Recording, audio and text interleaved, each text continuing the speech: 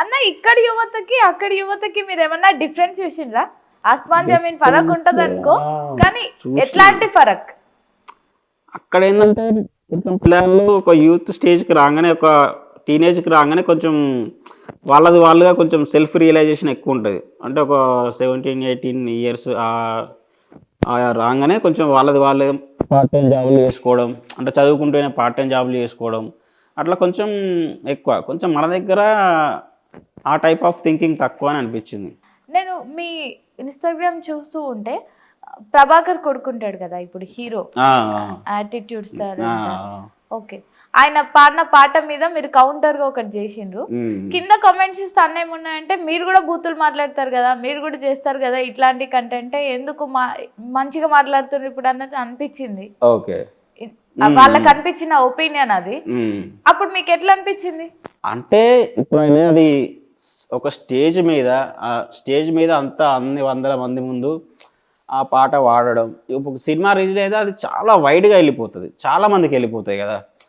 So ఒక సినిమాలో ఉన్నప్పుడు కొంచెం అట్లాంటి బూతులు వాడకుండా ఉంటే కొంచెం బెటర్ అన్న ఇంటెన్షన్ కొద్దీ నేను అట్లా చెప్పిన. ఎట్లా అన్న ఇప్పుడు అంటే ఇప్పుడు మళ్ళీ వెళ్ళిపోవాలి కదా యూరోప్, ఎట్లా అనిపిస్తుంది మళ్ళీ పోవాలంటే?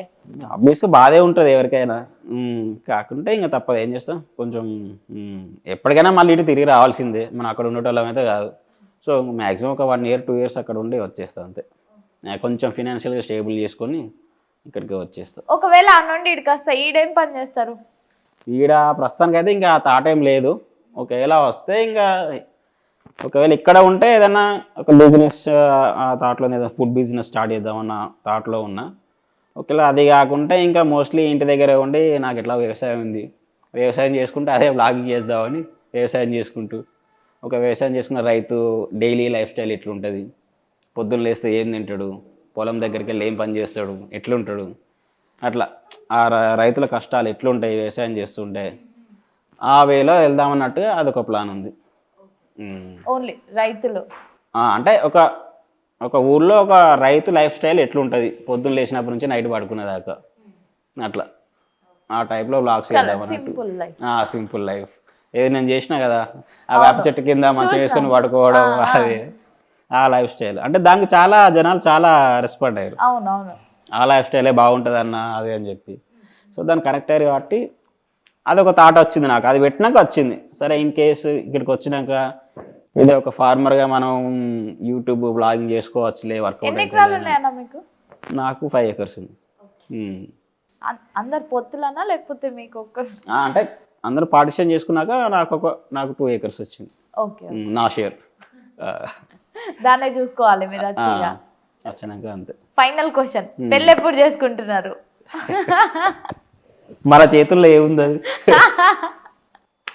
పైన ఎప్పుడు డిసైడ్ చేస్తే అప్పుడు అవుతుంది.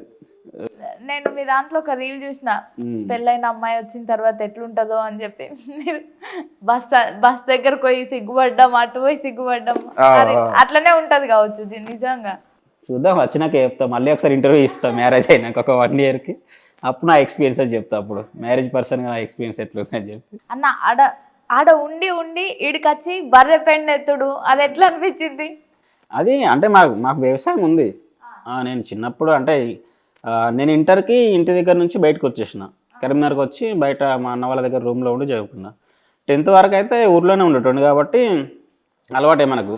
అయినా ఒక సంవత్సరం మనం పెండతోని దూరం ఉండి మళ్ళా పెండ దగ్గర కోంగనే అట్లే ఉండదు నాకు, అదొక కనెక్షన్ అంతే. ఎందుకంటే మన పని మనం చేసుకోవడం తప్పే ఉన్నది. ఇప్పుడు చిన్నప్పుడు ఆ పెండ తీసేది, బర్రెలకు మేత వేసేది, వాటికి కుడిది పెట్టేది, అవన్నీ డైలీ చేసేటి. మార్నింగ్ లేచినామంటే మా బాపుండి, అరే బర్రెకు నీళ్ళు పెట్టిపోరా, ఆ పెండకాయలు తీయిపోరా అని చెప్పేటోడు అన్నట్టు, పోయి చేసేది.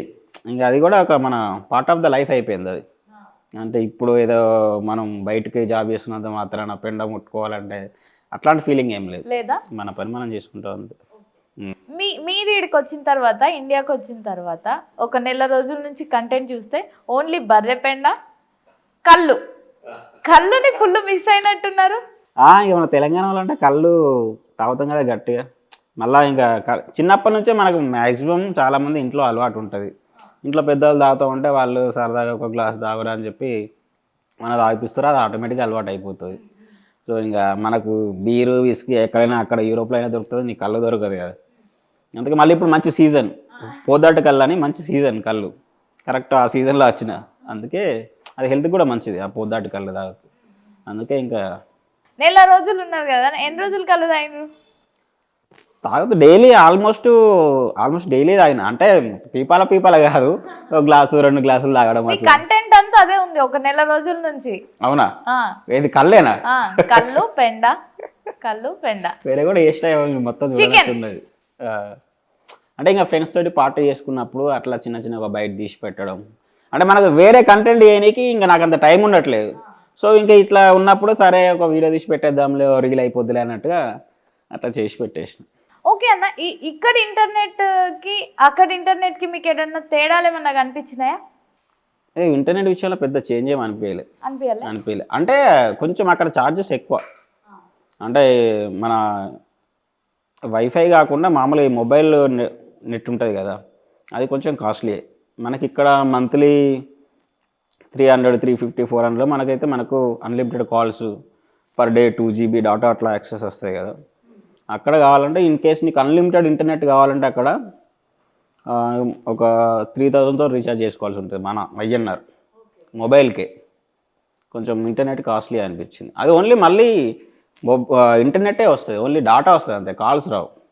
మళ్ళీ కాల్స్ చేయాలంటే మళ్ళీ దాన్ని సపరేట్ రీఛార్జ్ చేసుకోవాల్సి ఉంటుంది. అది కొంచెం కాస్ట్లీ అనిపించింది ఇండియాతో పోల్చుకుంటే.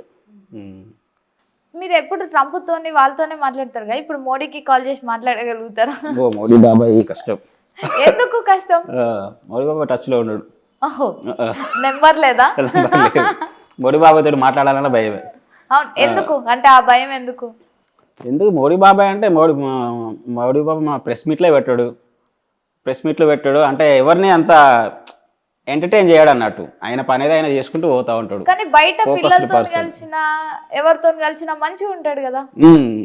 అంటే ఆయనే పిల్లలంటే ఆబ్వియస్గా ఎవరికైనా ఇష్టమే ఉంటుంది కదా. మొన్న క్రికెటర్స్ ని కలిసిండు, బానే మాట్లాడిండు. ఎవరిని? క్రికెటర్స్ ని కలిసిండు, మంచిగానే మాట్లాడిండు. టాలెంటెడ్ పర్సన్స్ కదా, అట్లా వాళ్ళు ఏదన్నా అచీవ్ చేసినప్పుడు. అంటే మీది ఎట్లాంటి భయం అని నేను అడిగేది, అంటే అమ్మో ఎందుకు ఆయనతోటి ఆ భయమా, లేకపోతే మా మోడీ బాబాయ్ నేను ఎందుకు ఎట్లా చేస్తా కంటెంట్ అని ఆ భయమా? అది అంటే ఇప్పుడు ట్రంప్ అది అంటేనేమో జనాలు కొంచెం ఈజీగా తీసుకుంటారు దాన్ని. ఇప్పుడు మోదీ బాబాయ్ అంటే కొందరు నెగిటివ్గా తీసుకోవచ్చు, పాజిటివ్గా తీసుకోవచ్చు. సో అట్లా ఆలోచించి ఇంకా ఎందుకులే అన్నట్టుగా డిస్టర్బ్. కానీ ఇప్పుడు మాట్లాడగలుగుతారా? ట్రై చేయండి. ఎవరు? మోడీ బాబాయ్ తోటి. ఇప్పుడు ఈ కంటెంట్ మీది కాదు కదా, మా కంటెంట్ కదా. కరెక్టే, కానీ ఇప్పుడు మీరు తెలంగాణలో ఉన్నారు, తెలంగాణలో మస్తు ఇబ్బందులు ఉన్నాయి, వాటి గురించి ఏవి ఇబ్బందులు ఉన్నాయి? నిత్యావసర సరుకులు, ట్రావెలింగ్ ఛార్జెస్, గ్యాస్ బుడ్డి, పెట్రోల్, ఇట్లా షార్టేజ్ ఉన్నాయంటారా? ఓకే. రేట్లు ఎట్లున్నాయి? కాల్ చేసి అవి సెట్ చేయమంటారా? మీరు మాట్లాడితే అయిపోతుందేమో. నేనా? సరే ట్రై చేద్దాం. మీరు అడుగుతారు కదా, అయితే అవ్వచ్చు, లేదంటే లేదు. మరి పర్లేదు.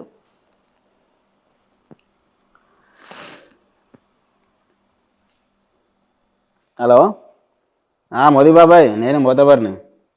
అంత మంచిదేనా? ఎక్కడ ఉన్నారా? ఢిల్లీయేనా?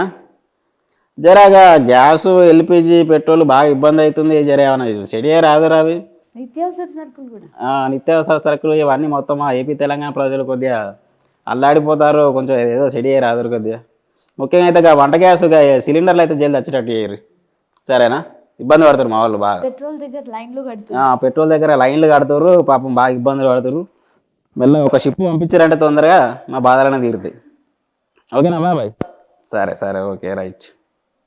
చలో, ఇప్పుడు మీ బాధలన్నీ పోయినాయి. అన్న మాట్లాడేసిండు మోడీ కాకతోటి, వచ్చేస్తుంది అలా షిప్ బయలుదేరిందట్టు.